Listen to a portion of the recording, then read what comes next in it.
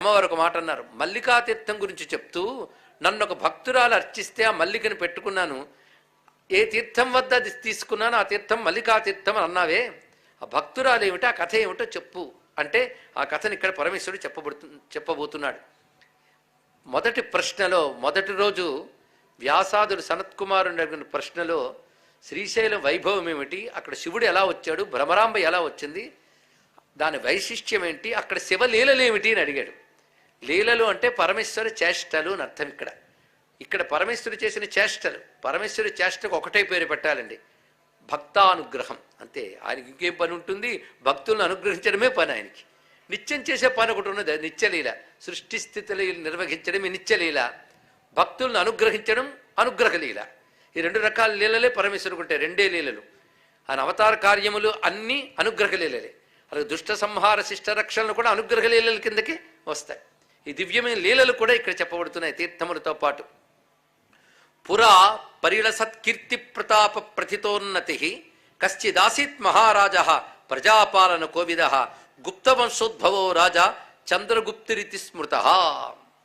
చాలా కాలం క్రితం కీర్తి ప్రతాపములు కలిగినటువంటి ఒక ప్రజాపాలన కోవిదుడు, అంటే ప్రజల్ని ధర్మబద్ధంగా పాలించడంలో నేర్పరైనటువంటి ఒక మహారాజు ఉండేవాడు. గుప్తవంశోద్భవుడైన చంద్రగుప్తుడు. ఈ చంద్రగుప్తుడికి మనం చరిత్రలో చెప్పుకుంటున్న చంద్రగుప్తుడికి సంబంధం లేదు. ఇది పురాణ కాలం నాటి చంద్రగుప్తుడు, ఏనాటి యుగాల నాటి వాడు అతను, మొన్నటి చరిత్రకు అందేవాడు కాడు ఇతను. అందుకే పేరు కలిసినంత మాత్రాన అలాగా మనం అదే ఇది అనడానికి లేదు. ఎందుకంటే మల్లికార్జుననామం ఎప్పటి నుంచో ఉన్నది. అందుకే ఇది ఎప్పటిదో ఈ కథ పురాణముల యందు ప్రస్తావన చేయబడిందంటే ఇంకా అత్యంత ప్రాచీనమైనటువంటిది. అతడి యొక్క గొప్పతనం కొన్ని శ్లోకాల్లో చెప్పారు. అంటే ధర్మబద్ధంగా ఉన్నాడని చెప్పడానికి ఇదంతా కూడా, ఈ వర్ణనంతా కూడా ధర్మబద్ధులైన వాళ్ళకే భగవద్ అనుగ్రహం లభిస్తుంది. ధర్మ వ్యతిరేకులైన వాళ్ళు ఎన్ని సాధనలు చేసినప్పటికీ కూడా సిద్ధి ఉండదు. ఇది మనకు పురాణముల యందు చక్రవర్తుల గురించి వర్ణించే వైభవంలో తెలుసుకోవాల్సింది. వాళ్ళ ధర్మ నిరతిని సద్గుణాలని వర్ణిస్తారు, రెండో వైపు వాళ్ళు సాధించిన విజయాలని వాళ్ళ ఐశ్వర్యాలని వర్ణిస్తారు. ఈ రెండు చెప్పడంలో ఉద్దేశం ఏంటంటే అంత ధర్మబద్ధంగా ఉన్నారు గనుక వాటిని సంపాదించారు, వాటితో ధర్మాన్ని ఆచరించారని చెప్పడం పురాణముల యొక్క ప్రధానమండి. అడుగడుగున ధర్మం ముఖ్యం.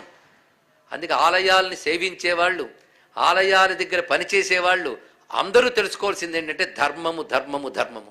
ఇతర స్థలాల్లో కూడా ధర్మంగా ఉండాలి, సందేహం లేదు. కానీ ఇలాంటి చోట ఉన్నప్పుడు అత్యంత శ్రద్ధగా ఉండాలి. ఎందుకంటే ఈశ్వర ద్రవ్యం ఏకకాలంతో అన్యాయంగా స్వీకరించినప్పటికీ కూడా కల్పాల కాలం పాపఫలం అనుభవించవలసి వస్తుంది, తెలుసుకోండి ఇక్కడ. అందుకే ఈశ్వరుడి సేవలో ఉన్నామని సంతోషించడం ఎంత అవసరమో, ఈశ్వరుడి ద్రవ్యం ఏకకాలంతో కూడా మన దగ్గరికి రారాదు అనే భావంతో ఉండగలగాలి. అటువంటి వారు సిద్ధి పొందగలరు. అందుకే ఉత్తమమైన పాలకుల గురించి వర్ణించేటప్పుడు ఆ వర్ణన మిషతో మనకి ధర్మాలు వ్యాస భగవానుడు చెప్తున్నాడు. ఇక్కడ క్షేత్రమహిమ సత్యమని ఎలా నమ్ముతున్నామో ఈ ధర్మపాలన చెయ్యాలని మహాత్ముని యొక్క వచనాలు కూడా ఆ విధంగా నమ్మవలసినదే. కరుణాలంబనం సాంబం శివమంబరమూర్ధజం. ఆయన ధర్మాలన్నిట్లోని గొప్ప ధర్మం ఏమిటంటే అంబరకేశుడు కరుణాస్వరూపుడైన మల్లికార్జునునిపై అశేష భక్తి కలిగిన వాడతను. అది అతని గుణాల్లోకెల్లా గొప్ప గుణం అండి. ఎన్ని గుణాలు ఉన్నప్పటికీ కూడా, ఎన్ని సంపదలు ఉన్నప్పుడు కూడా భగవద్భక్తి లేనప్పుడు గుణములు వ్యర్థము, ఆ సంపదలు వ్యర్థం. అది గుణాలు ఉండాలి, అవి భక్తి కోసం ఉండాలి, భక్తితో ఉండాలి. అలాంటి గుణములు కలిగిన వాడు. ఆయనకు గొప్ప సంతానం కూడా ఉన్నారు, అనేక మంది పుత్రులు కూడా ఉన్నారు. అలాంటి అతనికి కొంతకాలానికి జజ్ఞే గుణవతి కన్యా కాచిత్ కమలలోచన, ఒకనొక కన్యక ఆయనకి సంతానంగా లభించింది. ఆమె పేరు చంద్రవతి. ఈ చంద్రవతి అనేటువంటి ఆమె యొక్క వైభవం, అంటే ఆమె యొక్క ఎదుగుదల, సౌందర్య వర్ణన కొన్ని పదుల పద్యాలు చేశారు ఇక్కడ. అంటే మహా సౌందర్యవతి అని చెప్పడం. అయితే అంత సౌందర్యానికి తోడు శైశవే సర్వ విద్యానాం పదమాత్మని తన్వతి, అనేక విద్యలలో ప్రవీణురాలు. దీన్ని బట్టి ఆ కాలంలో కూడా స్త్రీలు విద్యావేత్రులుగా ఉండేవారు అని మనకు తెలుస్తున్నది. అయితే అన్ని విద్యలతో పాటు బాల్యం నుంచి ఆమెకున్న గొప్ప గుణం ఏంటంటే శంకరం హృదయే ధత్తే సర్వలోక అభయంకరం. బాల్యం నుంచి ఆ చంద్రవతికి సర్వలోక అభయంకరుడైన శంకరునిపై అపారమైన భక్తి ఉన్నది. హృదయంలో ఆయన్ని మాత్రమే ధరించి ఉన్నది. అది బాల్యదశ నుంచి వయస్సుతో పాటు వృద్ధి చెందింది. దానికి తోడు ఆమె ఇటు సాహిత్యాది విద్యలు, నీతి శాస్త్రములు, ఇవన్నీ నేర్చుకుంటూనే సంగీత నృత్యాది శాస్త్రములు కూడా అభ్యసించింది. అయితే నేర్చుకున్న సంగీత నృత్యాలన్నీ కూడాను శివార్పణ బుద్ధితో ఆయన కైంకర్యంగా వినియోగిస్తున్నది. సాపి పూర్వ ప్రసన్నాత్మ పూర్ణయా భక్తి సంపద సదారం మాం సదా ధత్తే ముదా చంద్రవతి హృది.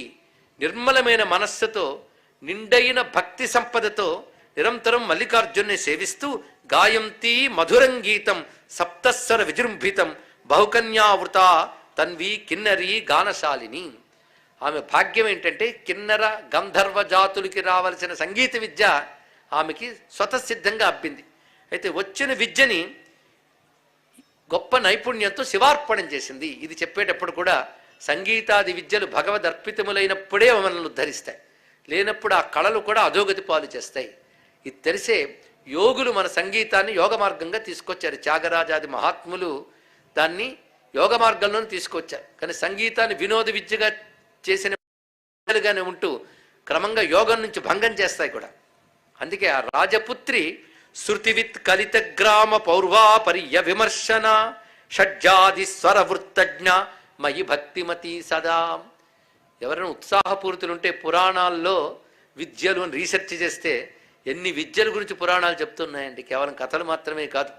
దీన్ని బట్టి ఆనాటి కాలానికి మన దేశంలో ఎన్ని విద్యలు ఉన్నాయో తెలుస్తుంది.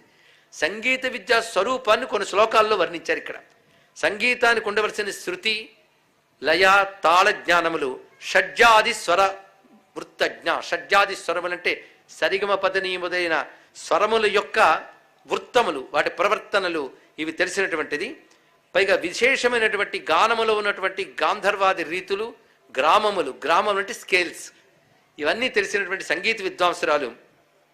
ఆ తల్లి మల్లికార్జుని ప్రీతితో ఈ క్షేత్రానికి వచ్చి స్వామిని సేవించుకోవాలని చెరికత్తెలతో ఇక్కడికి చేరుకున్నది.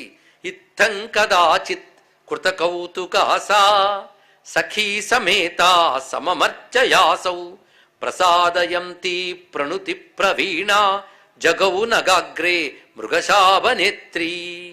చెరికత్తెలతో కలిసి ఒకసారి ఈ క్షేత్రానికి వచ్చి, ఈ క్షేత్రానికి వచ్చిన తర్వాత ఇంకా రాజ్యభోగాలపై ఆమెకి మనస్సు వెళ్ళక ఇక్కడే ఉంటూ సా సుదతి విపంచీం విధాయ నిస్తంద్ర ప్రరూఢరీత కరాంబుజాగ్రా కలితాగ్రతంత్రి జగౌ సమిత్ర నగనాథపుత్రీ. వివిధ ఛందస్సుల్లో ఇక్కడ రచన చేస్తున్నాడు వ్యాస భగవానుడు. దీన్ని బట్టి శ్రవణానికి ఒక అందమైనటువంటి వృత్తాలు కూడా గోచరిస్తున్నాయి. నిస్తంద్ర అంటే ఏమరపాటు లేకుండా, తంద్ర అంటే కునికిపాటు లేకుండా వీణ వేయించుతుందని అర్థం చెప్పచ్చు. కానీ కునికిపాటు అనేటువంటి సాధనకి పెద్ద అవరోధం. నిన్ననే చెప్పాడు, తంద్రారహితులైన వాళ్ళ సాధనే సిద్ధినిస్తుందని చెప్పాడు కదా. సంగీతాది విద్యలు నిస్తంద్ర అంటే ఏమరపాటు లేకుండాను కూడా, అంటే ఎక్కడ స్వరం పలకడంలో కానీ అక్షరం పలకడం కానీ లోపం లేకుండా గానం చేసేది. ఎందుకు అంటే లోపం లేని సంగీతంతో శివుని కైంకర్యం చేయాలని. అలా కైంకర్యం చేస్తూ కేవలం సంగీతం మాత్రమే కాకుండా ఇతర అర్చనలు కూడా చేస్తూ సపర్యలు చేస్తూ, అంటే ఈ అరణ్యంలో దొరికేటువంటి కుసుమాలు తీసుకుని మాలలు అల్లి దివ్య జలములు స్వీకరించి స్వామికి అభిషేకాది క్రియలు చేస్తూ కుసుమ సమర్పణ చేస్తూ సేవించుకునేది సంగీతంతో. పై ఎలా గానం చేసేది అంటే ఒక అత్యద్భుత పద్యంలో చెప్తున్నాడు. శంభో శరచంద్ర కళావతంస సురోత్తమ శ్రీగల శూలపాణే సంకీర్తయంతీతి నృపాత్మజామాం జగౌ ప్రమోదాశ్రుగళాగ్రతంత్రీ. శంభో శరచంద్ర కళావతంస సురోత్తమ శ్రీగళ శూలపాణే అంటూ శివుని యొక్క దివ్య నామాలను పలుకుతూ ఆ పలికిన అక్షరాలకి తగ్గ స్వరాల్ని వీణపై గానం చేస్తూ ప్రమోదాశ్రుగళాగ్రతంత్రి, కంటి నుంచి ఆనందాశ్రులు రాలేట ఆ పాట పాడుతున్నప్పుడు. అంటే తాదాత్మ్యంతో పరవశంతో గానం చేసేది. ఆనందాశ్రులతో చెక్కిళ్ళు తడియడమే కాకుండా ఆ కన్నీటి చినుకులు ఆ వీణా తంతుల మీద పడుతూ ఉంటే వాడు తుడుచుకుంటూ మీటేది అని వర్ణించారు ఇక్కడ. అంటే ఆ పారవశ్య భావాన్ని చక్కగా చూపిస్తున్నారు. ప్రమోదాశ్రు గళాగ్రతంత్రి జగుశ్చ సఖ్య సమమిందు ముక్ష తయామయిన్యస్త మనోవిలాసా. చెరికత్తెలతో కలిసి ఇలా సేవ చేసుకుంటుంది. అంటే ఈమె గానానికి సహగానం కూడా వాళ్ళు చేసుకుంటూ ఈమె చేస్తున్న సపర్యలకి సహకరిస్తూ వారు ఆమెతో పాటు స్వామిని సేవిస్తున్నారు. నిరూఢ సంగీత రస ప్రకర్షా మృగీదృశస్తా మయి బద్ధ భావా సమం వితేను స్వర సౌష్ఠవేన సంగీతమంగీకృత వస్తు సిద్ధ్యై. వారు కూడా ఈమెతో కలిసి స్వర సౌష్ఠవంతో సంగీత సేవ చేసేవారు. అంటే సంగీతం కూడా భగవత్ సేవలో ఒక భాగం అండి. అందుకే పూజాధికాలైనాక సంగీత సేవాం అవధార్య నృత్యం దర్శయామి గీతం శ్రావయామి అంటూ ఉంటారు. అందుకే భారతదేశంలో సంగీత నృత్యాది కళలు కూడా భగవత్ కైంకర్యంలో అంతర్భాగాలు. అందుకే కళలు కూడా భగవత్ సేవలో యోగంగా వినియోగింపబడ్డ మన సంస్కృతికి నమస్కారం చేసుకుందాం. అంత భవ్యమైన సంస్కృతి మనది. వీరి గాన విధానాలే అనేక శ్లోకాల్లో చెప్తున్నాడు. ఇలా వారు నిరంతరం కూడా స్వామిని సేవిస్తూ ఉండగా ఈ సంగీత రూప తపస్సుకి, ఆమె చేసేటువంటి సాధనకి, పైగా దానితో పాటు నృత్యం కూడా తన్మయంగా చేసేది. స్వామి కోసం నృత్యం చేయడం ఒకటి, గానం చేయడం ఒకటి శివపురాణంలో చాలా గొప్పగా వర్ణించారండి. ఇక్కడ స్వామికి మొత్తం అర్చన చేసిన తర్వాత ఒక గీతంతో స్వామిని అర్చిస్తే అర్చన పూర్ణమవుతుందిట. అలాగే నృత్యాది విద్యలు తెలిసిన వారు నాట్యంతో స్వామిని కైంకర్యం చేస్తారు అని శివపురాణాలు కూడా వర్ణిస్తున్నాయి. ఆగమాల్లో కూడా ఈ విధానం చెప్పబడుతున్నది. అలాగా ఆమె ఇక్కడ అద్భుతమైన నృత్య రీతుల్ని ప్రదర్శిస్తూ సంగీతముతోనూ కైంకర్యముతోనూ జపంతోనూ నామస్మరణతోనూ స్తోత్రాలతోనూ శివమయంగా జీవించింది. ఇలా బహుకాలం సాధన చేసింది. సా సదృంమాం అగావాసం భగవంతం పరాత్పరం పూజయామాస పుష్పాజ్జై ససఖీ సుఖదం సతాం. ఇక్కడ పురాణం చెప్పేటప్పుడు ఇంత వర్ణన ఎందుకు చేస్తున్నాడు వ్యాసుడు? ఇది ప్రశ్న కావాలి కదండి. ఆమె పూజ చేసింది, శివుడు ప్రత్యక్షమయ్యాడు ఠామ్ అని ఒకటి చెప్పిస్తే అయిపోయింది కదా. ఎందుకు ఇంత వివరణ చెప్తున్నాడు అంటే, శ్రద్ధగా వినేవారు తాదాత్మ్యం చెంది ఆ కైంకర్యం చేస్తున్న ఆమె అనుగ్రహిస్తున్న శివుడితో మనం చేస్తున్న భావం కలుగుతుంది. ఆ భావం వల్ల మనకు అనుగ్రహం లభిస్తుంది. అది ఇందులోని విశేషం. అందుకే కుసుమాలు తాము పూజ చేసేది తతస్తామరసాలోకా లోకనాథ ముమాపతిం చక్రే చంద్రవతి ప్రీతం కళాభిర్గాన సంపద. నిరంతరం కుసుమాదులతో కూడా పూజ చేస్తూ స్వామిని సంతోషించేది. అయితే ఆమె గాన మాధుర్యానికి, ఆమె భక్తికి సంతోషించి ఒకసారి నేను ప్రసన్నుణ్ణి సాక్షాత్కరించాను అని చెప్తున్నాడు శివుడు. శివుడు సాక్షాత్కారం చేశాడు. అందుకే సంగీతం పరమేశ్వరుణ్ణి తప్పకుండా వశపరుచుకుంటుంది అని యోగులే తెలియజేసినటువంటి మాట. అందుకే దాని పేరు సామగానం. సామము అంటేనే దేవతలను వశ్యము చేసుకునేది సామము. అది గానము ద్వారా జరుగుతుంది. అందుకే సామగాన లోల మనసిజ లావణ్య ధన్య మూర్ధన్యులు ఎందరో మహానుభావులు అని చెప్పారు. ఈ రహస్యం ఎవరికి తెలుస్తుంది అంటే శంకరాదులకే తెలుస్తుంది అయ్యా, ఇంకెవరికి తెలుస్తుంది అన్నాడు ఇక్కడ. అందుకే నాదలౌలుడవు శంకర మనోవిధము అంటారు త్యాగయ్య మరొక చోట. అందుకే సామగానం యొక్క వైశిష్ట్యం అలాంటిది. భగవంతుని అనుగ్రహం పొందడంలో సామగానం అలా విధంగా సహకరిస్తుంది. దానికి ఒక యోగిని వీడ సంగీత యోగిని అని చెప్పవచ్చు. సంగీత యోగంతో శివుని తాను వశపరుచుకున్నది శుద్ధమైన భక్తితో కూడిన సంగీత యోగం చేత. అందుకు కొందరు సంగీతంతో, కొందరు మంత్రంతో, కొందరు యజ్ఞయాగాది క్రతువులతో, కొందరు అంతర్యాగముతో, కొందరు అర్చనాదులతో అనుగ్రహం పొందుతారు. అయితే ప్రధానంగా అన్ని చేసినప్పటికీ ఒక సేవ ప్రీతిగా చేస్తారు. అంటే ఈ ఇతర సేవలు మానేసిందా, 24 గంటలు పాడుతోంది అని చెప్పలేదు. అర్చనాదిగాలు చేసింది, కానీ ఒక సేవను ప్రీతిగా చేసింది ఆమె. ఆ ప్రీతికి సంతోషించి ఆవిరాసామహం ప్రాచ్యాం పర్వణీవ సుధాకర. ఎలా ఆవిర్భవించానంటే పర్వకాలంలో చంద్రుడు ఎలా పూర్ణంగా ఉదయిస్తాడో అలా నేను సాక్షాత్కరించాను అన్నాడు. ఆ సాక్షాత్కరించిన స్వరూపం ఎలా ఉన్నదో సనత్కుమారులు వారు భక్తితో వర్ణిస్తున్నారు. తతసారస సంకాసం సరసేందు కళాధరం వరదం విబుధాదీశం హసిత స్నపితాననం సదారం సర్వభూతాఢ్యం సేవితం సురపుంగవై మామవేక్ష మహాదేవం సా ననామనృపాత్మజా.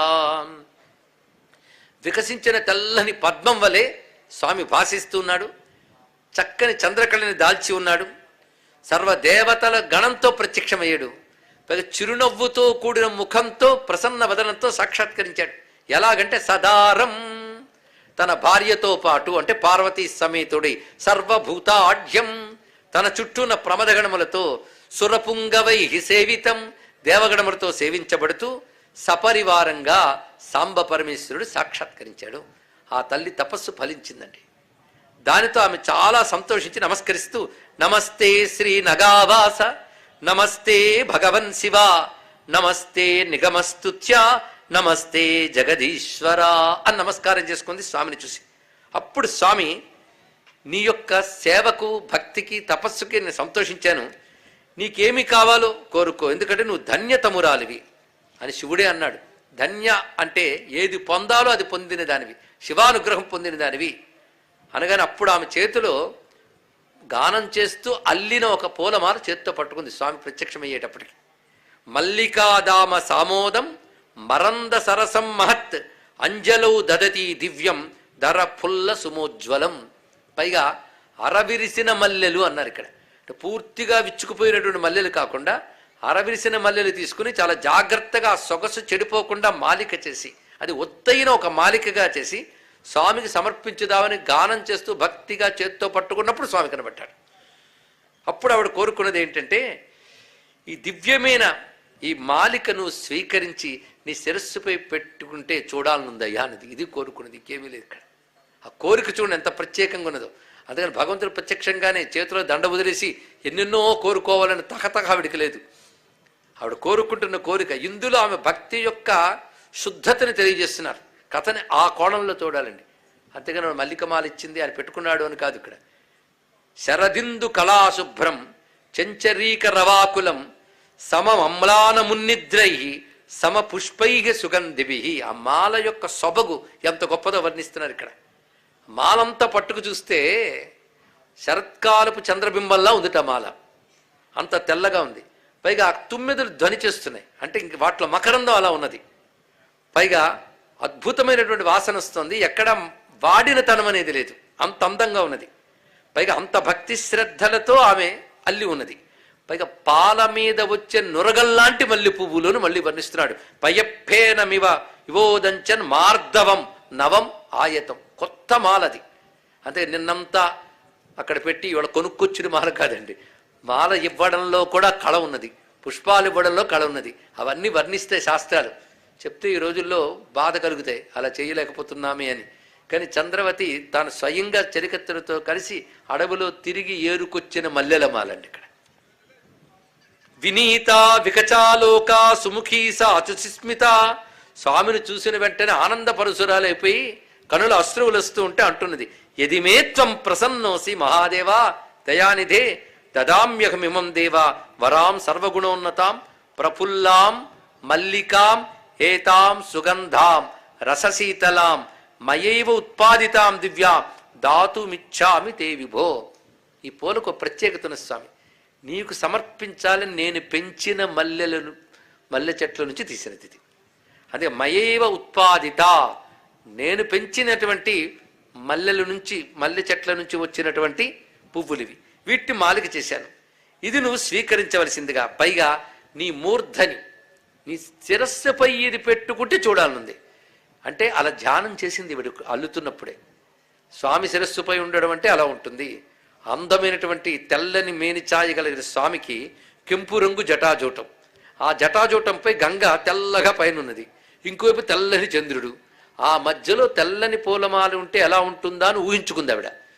ఇప్పుడు శివుడితో అదే కోరుకుంటుంది. తవ మూర్ధని వాహిని కరోతు కమపి ప్రేమ్ణ సంబంధం మల్లికాశ్రజ. ఆ గంగతో, ఆ నెల వంకతో స్నేహితురాలిగా ఈ మాల కూడా అక్కడ ఉండేటట్టు చెయ్యి స్వామి అని కోరుకుందట. కోరిక ఎంత అందంగా కోరుకుంటుందో చూడండి. కోరికలు కూడా కవిత్వం కనబడుతుంది. జటామకట శుద్ధేత్వం సిద్ధ గంధర్వ సేవిత మల్లికా మాలికా మేతా మాదరాత్ పరివేష్టయా. నేను ఒక మానవ మాత్రురాల్ని, నిన్ను సిద్ధులు గంధర్వులు దేవతలు సేవిస్తారు, అయినా నువ్వు ప్రసన్నుడివై నాకు కనబడ్డావు. నీ దయ అది, నా గొప్పతనం ఏమీ లేదు. ఆ దయ చూసే నేను అడుగుతున్నాను స్వామి అనగానే ఏవమస్తు అలాగే కాని అన్నట్టు స్వామివారు. ఎందుకంటే ఆయన భక్తవత్సలుడు, ఆయనకు పూలమాల మాత్రం కావాలా. కానీ పత్రం పుష్పం ఫలంతోయం యోమే భక్త్యా ప్రయచ్చతి తదహం భక్త్యుపహృతం అశ్నామి ప్రీతాత్మన అంటాడు స్వామి. అంటే పత్రం కానీ పుష్పం కానీ ఫలం కానీ భక్తితో ఇచ్చినట్లయితే భక్తితో ఇచ్చాడు కనుక తీసుకుంటున్నాను అన్నాడు ఇక్కడ. అంటే ఈ శ్లోకంలో 2 మార్లు భక్తి శబ్దం ఉంది, జాగ్రత్తగా వింటే. పత్రం పుష్పం ఫలంతోయం యోమే భక్త్యా ప్రయచ్చతి తదహం భక్త్యుపహృతం అశ్నామి ప్రీతాత్మన అన్నాడు ఇక్కడ. భక్త్యా ప్రయచ్చతి భక్త్యుపహృతం, ఈ మాటలో వాడు భక్తితో ఇస్తే భక్తితో ఇచ్చాడు కనుక తీసుకుంటున్నాను అంటే పదార్థాన్ని చూడట్లేదు స్వామి, భక్తిని చూస్తున్నాడయ్యా అన్నాడు. ఈ సమయంలో నువ్వు మహానుభావుడు అంటాడు, పువ్వులు వేస్తే ముక్తినిస్తావు అంటే మన్మధుడు కూడా పువ్వులే వేసాడు నీ మీద, అంతే కదండి. 6 పువ్వులు బాణాలు వేసాడంటే పువ్వులు వేసేయడమే కదా. భగవంతుడు పువ్వులు కరువా, కానీ పువ్వులు వేస్తే ముక్తినిస్తాడు. కొందరు పువ్వులు వేస్తారు చూడాలంటే అలా విసురుతారు, అంటే వాళ్ళు భక్తి లేనే లేదని అర్థం. ఇక్కడ ఎంత ప్రేమగా పువ్వులు సమర్పించాలి, ఎంత అలంకారంగా ఇవ్వాలి. ఇదే పుణ్యాలు వస్తాయని పువ్వులు విసిరిస్తే ఆయన ఇవ్వట. పువ్వులు వేస్తే ముక్తినిచ్చేస్తావు లేదా అనుకుంటే మరి పువ్వులు వేసిన మన్మధుడిని తగలబెట్టేవు కదా అయ్యా అన్నాడు. ఇక్కడ భస్మం చేసావు కదా అంటే పువ్వులు ఇచ్చాడా బంగారం ఇచ్చాడో చూడ్డు, ఏ భావంతో వేశాడో చూస్తాడు. ఇక్కడ ఆయన ఎందుకు కొట్టాడు, పువ్వులు వేశాడు ఎందుకు, విద్యామీతి ధియా, ఈయన్ని కొట్టాలన్న ఉద్దేశంతో పువ్వులు వేశాడు కనుక భస్మం అయ్యాడు. కానీ అర్చామీతి ధియా, అర్చన చేస్తున్నా అని దృష్టితో ఇస్తే అనుగ్రహిస్తాడు. అందుకే పదార్థాన్ని చూడ్డు పరమాత్మ, భావాన్ని చూస్తాడు. అందుకే పదార్థాలు ఇవ్వడం మానేసేనండి అని చెప్పకూడదు, భావంతో పదార్థాన్ని ఇవ్వాలయ్యా అన్నాడు. ఇక్కడ ఆ భావం ఏం భావం, భక్తి భావం. అందుకే భక్త్యుపహృతం భక్త్యా ప్రయచ్చతి అని 2 మాటలు చెప్పారు. కనుకనే ఆవిడ పట్టుకున్న పూలమాల ఈ కోరిక చెప్పగానే ఏవమస్తు అన్నాడు. అలాగే అని స్వామి చెప్పాడంటే భక్తవత్సల్యాన్ని విధంగా చూపిస్తూ తాముక్త్వా మాలాం వేష్టితవాన్ ప్రియే, తాను తీసుకుని చుట్టుకున్నాడు. ఆయనకు అందం చందం అలంకారం చేత కాదు అంటారేమో కానీ ఎంత అందంగా దిద్దుకున్నాడో తానే స్వయంగా. ఎలా ఉన్నది అంటే లలాట నేత్రాత్ పరతః అర్ధచంద్రాత్ అధస్తథా ప్రార్థనా పాలనాదస్యాః ప్రథయన్ భక్త సౌహృదం. ఒక్కొక్క శ్లోకంలో భావం ఎంత గొప్పగా చూపించాడు. ఎందుకలా మాల పెట్టుకున్నాడంటే ప్రథయన్ భక్త సౌహృదం, భక్తుల యొక్క ఆ హృదయ శుద్ధిని తెలిసిన వాడై వారి పట్ల నేను వాత్సల్యం కలిగి ఉంటానని భావం ప్రకటించడానికి ఆ మాల వేసుకున్నాడు. ఇక్కడ ఎలా పెట్టుకున్నాడంటే లలాట నేత్రాత్ పరతః అర్ధచంద్రాత్ అధస్తదః, ఆ పాలనేత్రానికి పైన అర్ధచంద్రుడికి క్రింద చక్కగా చుట్టుకున్నాడు మొత్తం.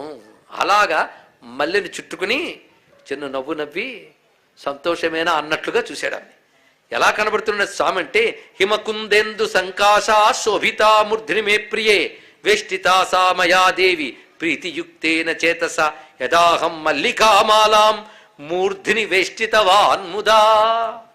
దేనికైనా పదార్థానికి బయట ఉంటే ప్రకృతి వికారాలు ఉంటాయి, స్వామిని తాకితే వికారాలు దాటిపోతాయి.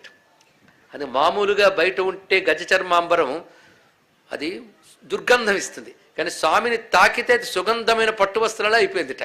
అలాగే మాలిక కూడా స్వామి శిరస్సును చేరాక అమ్లాన మాలిక అయ్యింది అన్నాడు. ఇక్కడ అమ్లాన మాలిక అంటే వాడిపోని విధంగా ఉన్నది, పైగా తెల్లని కాంతులుతుంది. శివుడు తెల్లనివాడు, కంఠం ఒక్కటే నీలంగా ఉన్నది జగత్తును అనుగ్రహించడం కోసం. శివుడు తెల్లగా ఉన్నాడు. ఆ తెలుపు ఎలా ఉన్నదంటే తెలుపుకి సంస్కృతంలో అర్జునం అని పేరంటారు. అర్జునం అంటే తెలుపు. తెల్ల మద్ది చెట్టును కూడా అర్జున వృక్షం అంటారు. ఇక్కడ స్వామి ఎలా ఉంటాడంటే ఒక మహావృక్షంలా నిలబడి ఉన్నాడు, అంత స్వరూపం. అందుకే నమో వృక్షాయచ అని వేదంలో కూడా స్వామిని వృక్షస్వరూపుడు అంటున్నాం కదా. పైగా తెల్ల మద్ది చెట్టు నిలబడితే ఎలా ఉంటుందో అలా ఉన్నాడు అనుకుందాం. దానిపై నీ మల్లికి కూడా కలిసి ఉన్నది. తెల్లని స్వామి మేనిపై ఆ తెల్లని చంద్రుడి కింద ఎర్ర కన్నుకు పైన ఆ రమ్యమైన తెల్లని మల్లిక కనబడింది. హిమకుందేందు సంకాస, ఈ మల్లికామాలతో ఉన్న నన్ను ఇక నుంచి మల్లికార్జున సంజ్ఞాభూత్ తదా ప్రభృతి మే ప్రియే, నన్ను మల్లికార్జునుడు అంటారు అన్నాడు. అసలు వచ్చింది సదాశివ జ్యోతిర్లింగం, పరమేశ్వర జ్యోతిర్లింగం. ఆయనకు అప్పటికి ఏ పేరుందో మనకు తెలియదు, కానీ భక్తురాలను అనుగ్రహించడం కోసం ఆమె ఇచ్చిన మల్లికని ధరించారని చెప్పడం కోసం అప్పటి నుంచి ఆయన పేరు మల్లికార్జున జ్యోతిర్లింగమేనండి. ఇక్కడ అయితే మల్లికామాల పెట్టుకోకముందు కూడా మల్లికార్జునుడే ఆయన అన్నారు. ఎలాగయ్యా అవుతాడంటే మల్లిక వలె తెల్లగా ఉన్నవాడు కనుక మల్లికార్జునుడు, ఇది అర్థం. ఇప్పుడు అర్థం ఏంటి, మల్లికామాల వేసుకున్న తెల్లనివాడు కనుక 2 విధాలుగా కూడా భక్తురాలి పేరు గుర్తుండేటట్టు చేశాడు. ఇక్కడ అంటే తన పేరు ఎప్పుడు స్థిరంగానే ఉంటుంది, కానీ తన భక్తుల పేరు కూడా స్థిరంగా ఉంచేటువంటి భక్తవత్సలుడు పరమేశ్వరుడు మల్లికార్జునుడు. అటువంటి ఆ జ్యోతిర్లింగ స్వరూపుడు ఇప్పుడు ఏం పేరు పొందాడు, మల్లికార్జునుడు. దీనికి మహాభక్తుడైన పాల్కురికి సోమనాథుల వారు పండితారాజ్య చరిత్రలో జాను తెనుగులో అందంగా వర్ణించారు. ఇక్కడ సల్లీల జాహ్నవి చంద్ర మధ్యమున గంగాతరంగిణి సంగతోత్తుంగ రంగతరంగ పరంపరోద్ధూత పృథుల కూలంకషపేన విభాతి గ్రథనీయమగు మల్లికాదామమిడియే. ఈ తెలుగు కంటే సంస్కృత శ్లోకాలు బెటర్ అర్థమయ్యే అనిపిస్తుంది. అంత జాను తెలుగులో రాసిన ఆయన ఇక్కడ సంస్కృత సమాసం రాశాడు మొత్తం స్వామి జటాజూటాన్ని. ఎందుకంటే సమాసం అనగానే వాక్యం ఎక్కడ ఖండం కాకుండా ఉంటుందండి పెద్దగా. మరి స్వామి జటాజూటాన్ని వర్ణించేటప్పుడు సమాసమే వస్తుంది, అంత విస్తారంగా ఉంది అది. అదే పదం కూడా అలాగే వచ్చింది చూడండి ఇక్కడ. సల్లీల జాహ్నవీ చంద్రమధ్యమన ఈయనకి ఎలా కనబడిందంటే ఆ గంగా చంద్రుడు వాటి మధ్యలో ఉండేటట్టు చుట్టాడు. గంగాతరంగిణి సంగత ఉత్తుంగ రంగతరంగ పరంపరోద్ధూత పృతల కూలంకష పేన విభాతి. ఆ గంగ పైన వెళ్తున్నప్పుడు ఆ తుంపరులు పలికి తులుతున్నాయట. అసలు ఆ తుంపరులన్నీ తీసుకొచ్చి మాల చేశారా అన్నట్లున్నదయ్యా ఈ మల్లెమాల అన్నారు ఇక్కడ. గర్ధనీయమగు మల్లికాదామమిడియే అర్జున కాంతి చెల్వగుట శ్రీ మల్లికార్జునుండను నామమయ్య లోకములా అంటున్నారు మహానుభావుడు పాల్కురికి సోమనాథ కవి. ఈ విధంగా రెండు విధాలుగా కూడా మనం ఇప్పుడు స్వామి యొక్క స్వరూపాన్ని చూసాం. పైగా ఆచంద్రార్కమహం దేవి యదాసం మల్లికార్జున మల్లోకేశా స్వయం తిష్టేత్ కల్పకోటి శతత్రయం చాంద్రీమి వకళాం దివ్యాం అమ్లానాం మల్లికాసృజం శిరస్య కలయం యస్మాత్ తదహం మల్లికార్జున. ఈ విధమైన మల్లికార్జున నామంతో ఇక్కడ ఉన్నాను. అలాంటి నన్ను భక్తిగా సేవించినటువంటి వారు నా లోకంలో శాశ్వత కాలం ఉంటారు.